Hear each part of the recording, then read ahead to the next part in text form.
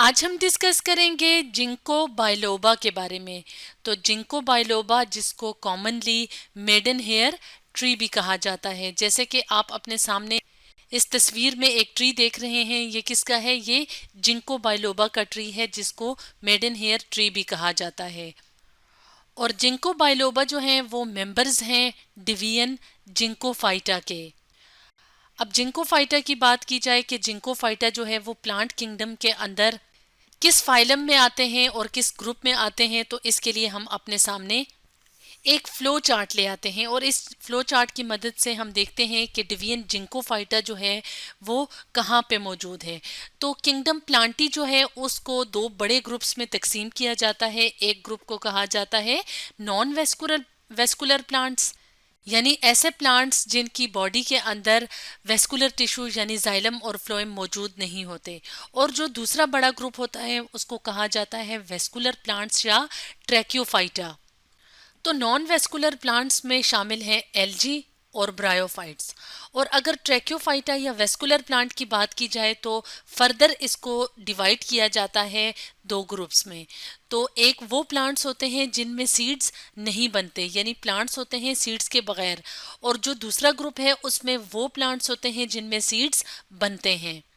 तो जैसे अगर बात की जाए फर्न्स की, तो फर्न्स जो हैं वो प्लांट्स होते हैं जिनमें के सीड्स नहीं बनते।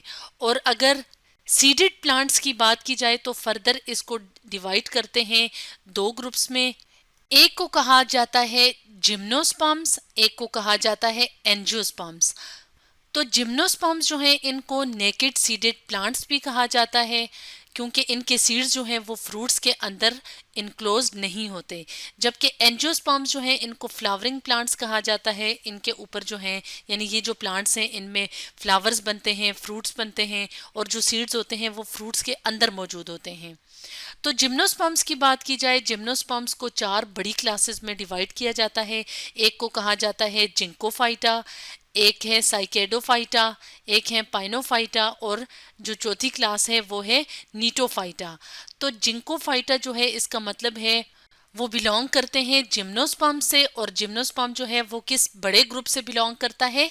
सीडेड प्लांट से, यानी ये वो प्लांट्स होते हैं जिनमें सीड्स बनते हैं और इनमें वेस्कुलर टिश्यू यानी जाइलम और फ्लोएम भी मौजूद होता है।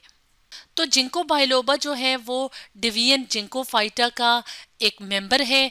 और ये जो जिंको बाइलोबा है ये डिवीजन जिंकोफाइटा का सिर्फ एक ही लिविंग मेंबर बचता है, यानी बाकी जो इस डिवीजन में जो मुख्तलिफ तरह की स्पीशीज थी तो वो सब अब एक्सटिंक्ट हो चुकी हैं, यानी ख़त्म हो चुकी हैं। लेकिन जिंको बाइलोबा जो है वो सिर्फ लिविंग मेंबर है डिवीजन जिंकोफाइटा क्या का। तो ये जो वर्ड है बायलोबा कहाँ से लिया गया है, इसके लिए हम अपने सामने एक और तस्वीर ले आते हैं।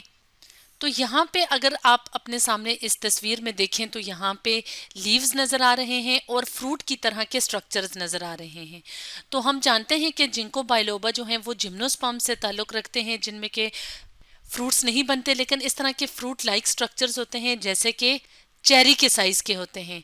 तो अगर आप इसके लीव्स को देखें तो इनके लीव्स जो हैं वो किस शेप के होते हैं? वो फैन की तरह के होते हैं, यानी पंखे की तरह लगते हैं। जैसे आप यहाँ पे अगर देखें, यहाँ पे इस तरह का जो स्ट्रक्चर होता है तो इसको हम कहते हैं कि ये क्या है? फैन की तरह का स्ट्रक्चर है।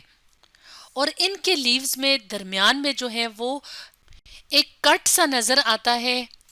जैसे यहाँ पे अगर आप एक लीफ की तस्वीर देखें तो यहाँ पे जो है वो दरमियान में क्या है? एक डिप्रेशन सा, यानी ये वाला जो पार्ट है ये अंदर की तरफ मुड़ा हुआ है, जिसकी वजह से इसके दो लोब्स बन गए हैं, एक ये और एक ये।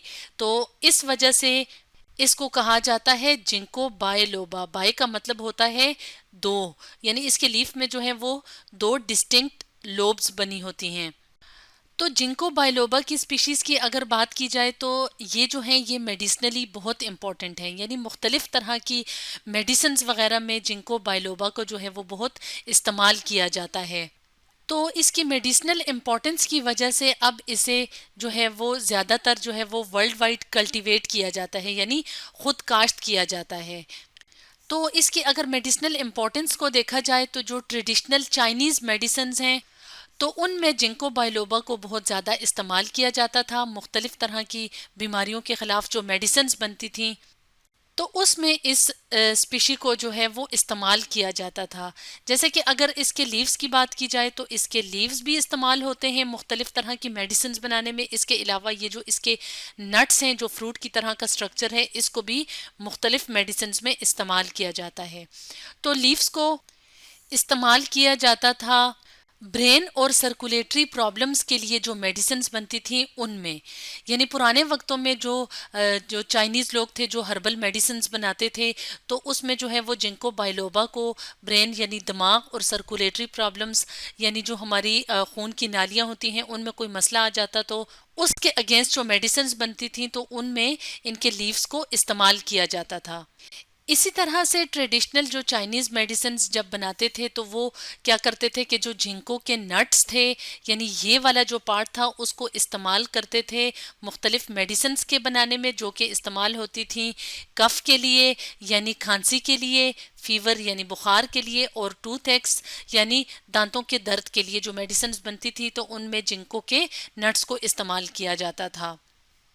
तो आजकल भी जो जिंको बाइलोबा है, इसके जो मुख्तलिफ पार्ट्स होते हैं बॉडी के पार्ट्स, जैसे लीव्स हैं, नट्स हैं, तो इनको मुख्तलिफ तरह की मेडिसिन में इस्तेमाल किया जाता है और ये बहुत इजीली अवेलेबल होती हैं। यानी इस तरह से ये मुख्तलिफ टैबलेट्स की या कैप्सूल्स की फॉर्म में अवेलेबल होती हैं और इनका इस्तेमाल किया जाता है ब्रेन की हेल्थ के लिए। यानी वो सप्लीमेंट जो कि मेमोरी यानी हमारी जो यादाश्त है उसको तेज़ करने के लिए या उसको बेहतर बनाने के लिए, या हम यूं कहें कि हमारे जो दिमाग के जो सेल्स होते हैं उनको हेल्दी बनाने के लिए जिंको बाइलोबा को सप्लीमेंट के तौर पे इस्तेमाल किया जाता है। तो सप्लीमेंट कौन सा सब्सटेंस, कौन सी चीज़ होती है, यानी जो हम डाइट खा रहे हैं तो उसमें अगर ख़ास न्यूट्रिएंट्स की यानी ग़िज़ाई अज्जा की कमी हो तो उस वजह से हमें मुख्तलिफ बीमारियां जो हैं वो होने के चांसेस ज़्यादा हो जाते हैं। तो उन सब्सटेंसेस को जो कि हमारी न्यूट्रिशनल डेफिशिएंसीज को पूरा करते हैं उनको सप्लीमेंट कहा जाता है। जैसे यहाँ पे हम जिंको बाइलोबा की बात कर रहे हैं कि इसको इस्तेमाल किया जाता है मेमोरी को तेज़ करने के लिए, यानी बेहतर बनाने के लिए या मेमोरी की इम्प्रूवमेंट के लिए। तो इस तरह से जिंको बाइलोबा जो कि डिवीयन जिंको फाइटा के लिविंग मेंबर्स हैं, यानी आजकल बाकी सारी स्पीशीज़ जो ख़त्म हो गई हैं लेकिन सिर्फ ये जो है ये लिविंग मेंबर है, तो इसको मुख्तलिफ तरह की मेडिसिन्स में इस्तेमाल किया जाता है। तो स्टूडेंट्स, आज हमने डिस्कस किया जिंको बाइलोबा के बारे में।